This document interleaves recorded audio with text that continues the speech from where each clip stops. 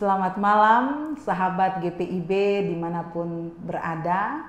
Berjumpa kembali dalam program Night Call GPIB pada Rabu 13 November 2024 bersama saya Pendeta Janetly Afia Haba Atihuta, Pendeta Jemaat GPIB Pengharapan Cibinong, juga bersama-sama dengan rekan-rekan sepelayanan dalam Jemaat GPIB Pengharapan Cibinong. Kita akan membaca dan merenungkan firman Tuhan di tengah-tengah keletihan dan kelelahan kita, dan biarlah kuasa Allah yang bekerja dalam tuntunan Roh Kudus melalui doa yang akan dipimpin oleh Ibu Penatua Nuning Ado. Mari kita berdoa. Allah Bapa kami yang bertahta di dalam kerajaan surga yang mulia, puji dan syukur kami naikkan kehadirat-Mu Bapa atas penyertaan-Mu dari kesibukan kami dari pagi, siang, hingga malam hari ini. Dan sebelum kami istirahat malam, kami ingin sekali merenungkan firman-Mu ya Bapa. Kiranya Kau buka hati pikiran kami, biarkanlah kami boleh mengerti apa yang Kau kehendaki dalam firman-Mu pada malam hari ini. Bersabdalah Tuhan, kami hendak mendengarkan firman-Mu. Amin. Sahabat GPIB, bacaan Alkitab pada malam hari ini terambil dari surat Rasul Paulus kepada Timotius yang kedua, 2 Timotius pasal 2 ayat 1 sampai 13, namun hanya membaca satu ayat saja, yaitu 2 Timotius pasal 2 ayat 1. Demikian firman Tuhan. Sebab itu anakku, jadilah kuat oleh anugerah dalam Kristus Yesus. Sahabat GPIB bersama dengan ibu-ibu yang dikasihi Tuhan, ikan salmon adalah ikan yang unik. Ikan salmon terkenal dengan ikan yang sering melawan arus.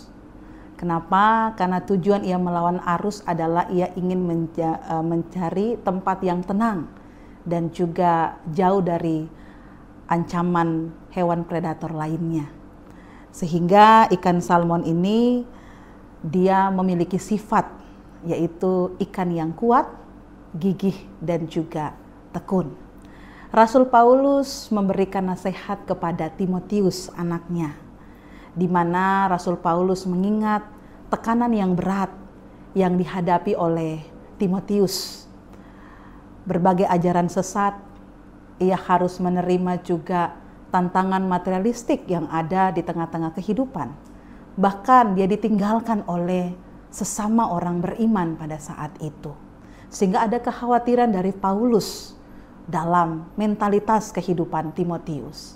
Sehingga Paulus memberikan nasihat kepada Timotius, jadilah pelayan yang kuat dalam panggilan pelayanan yang dipercayakan Tuhan.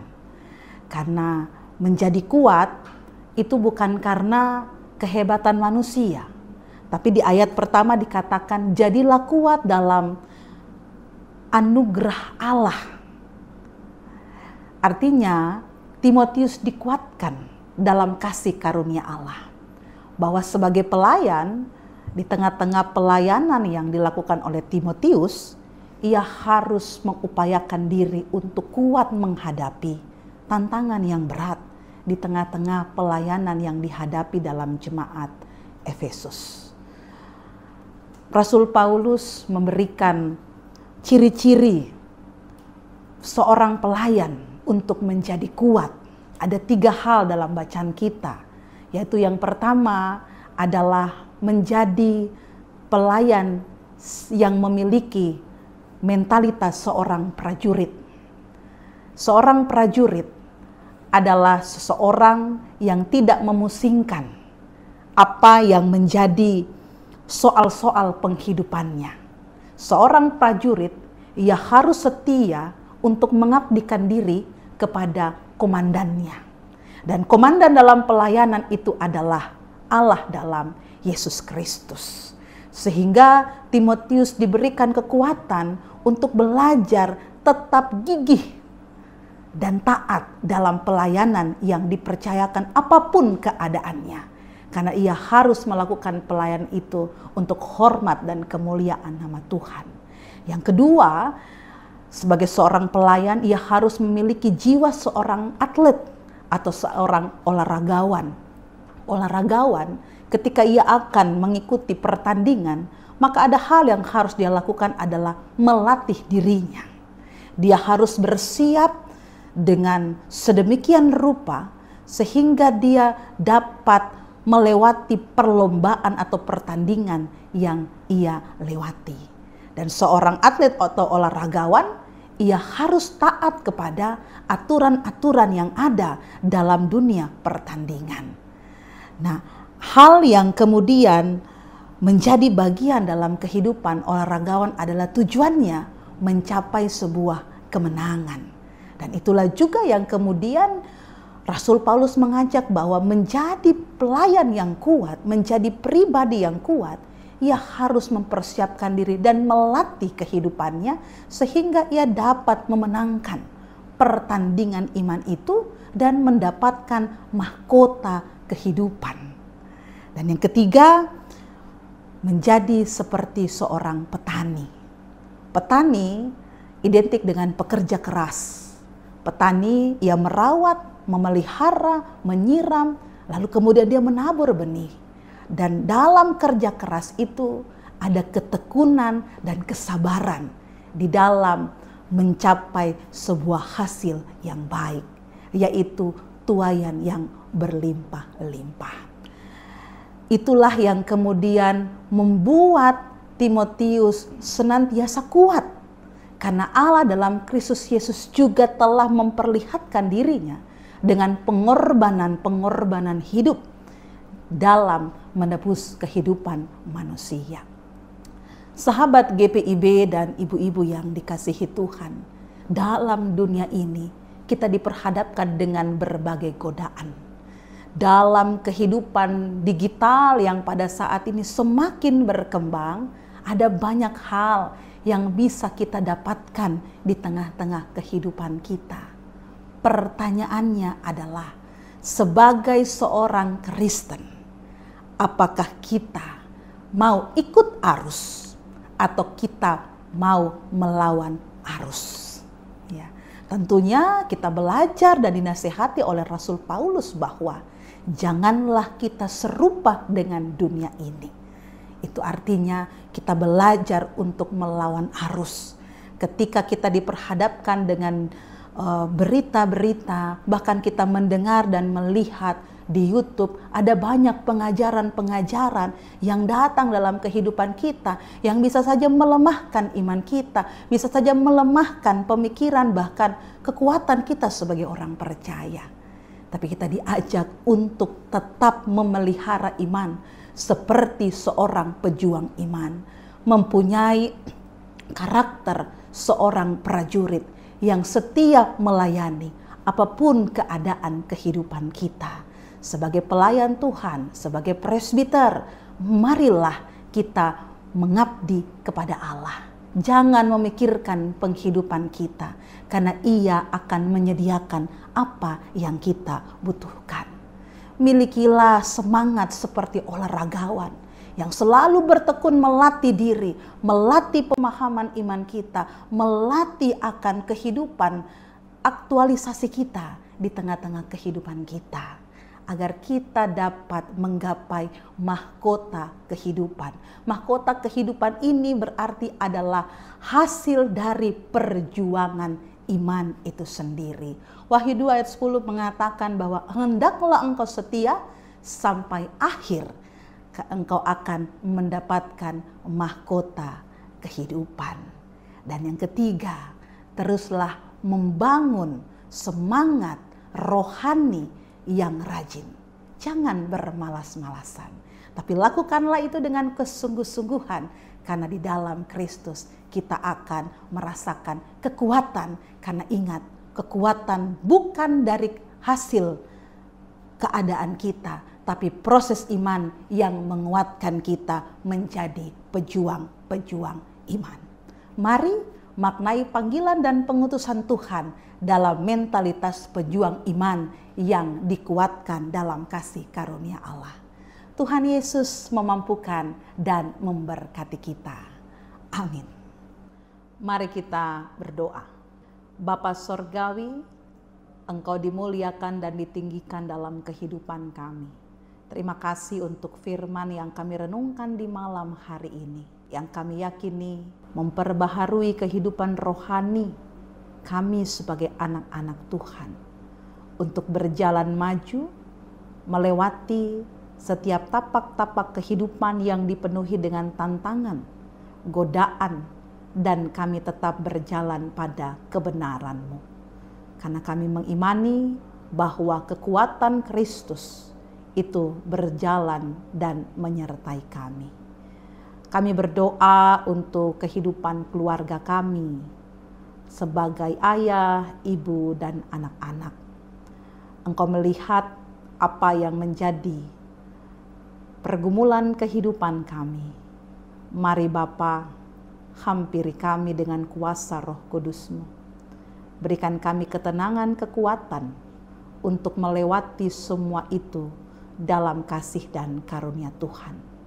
Sehingga kami semakin tangguh untuk menjalankan tanggung jawab dalam kehidupan keluarga kami, menjadi keluarga-keluarga Allah yang memuliakan nama Tuhan. Kami berdoa untuk Gereja Protestan Indonesia bagian Barat, seluruh jemaat GPIB yang ada dimanapun berada, dalam mewartakan Injil Kristus.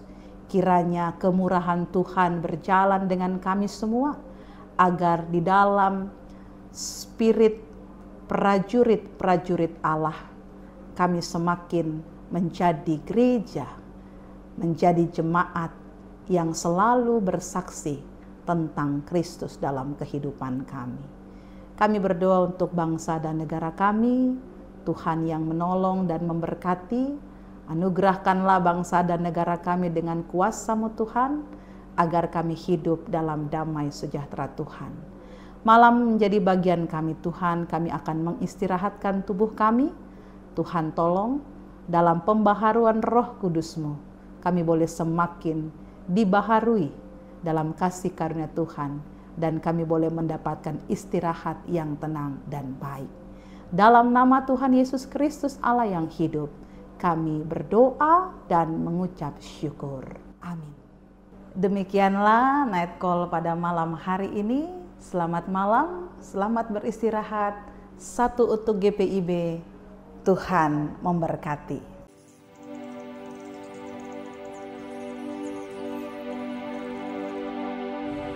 Salam sejahtera sahabat GPIB.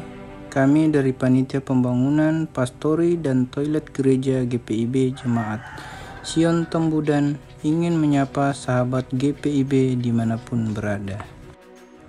Saat ini kita berada di lokasi pembangunan Pastori GPIB Jemaat Sion Tembudan yang letaknya berada di samping bawah gedung gereja.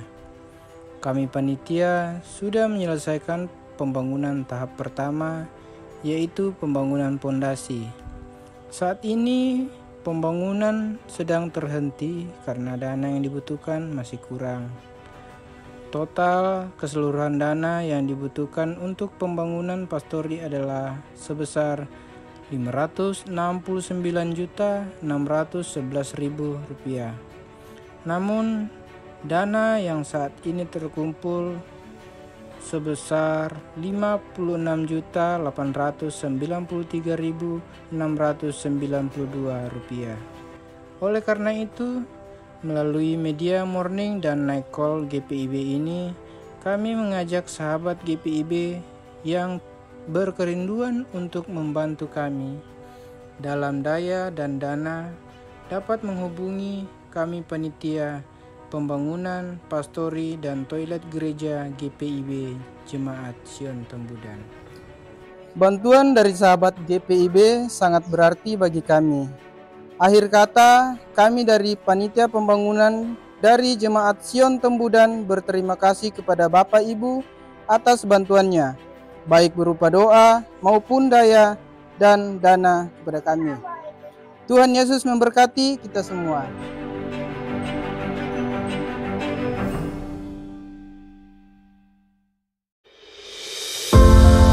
GPIB adalah lembaga gerejawi yang terus-menerus mempersiapkan dan mengembangkan dirinya untuk mandiri di bidang ekonomi melalui administrasi, legalisasi, dan pemanfaatan harta tidak bergerak yang dimiliki, termasuk penghimpunan dana melalui berbagai kegiatan produktif serta upaya pemberdayaan ekonomi warga jemaat sebagai pelaku UMKM agar kesejahteraan warga gereja semakin lebih baik. Untuk mencapai itu semua, Departemen PEG menyelenggarakan rapat kerja sinodal GPIB di bidang pembangunan ekonomi gereja untuk bersama mendapatkan langkah-langkah atau strategi yang dapat diupayakan untuk peningkatan perekonomian GPIB demi menghadirkan damai sejahtera bagi umatnya.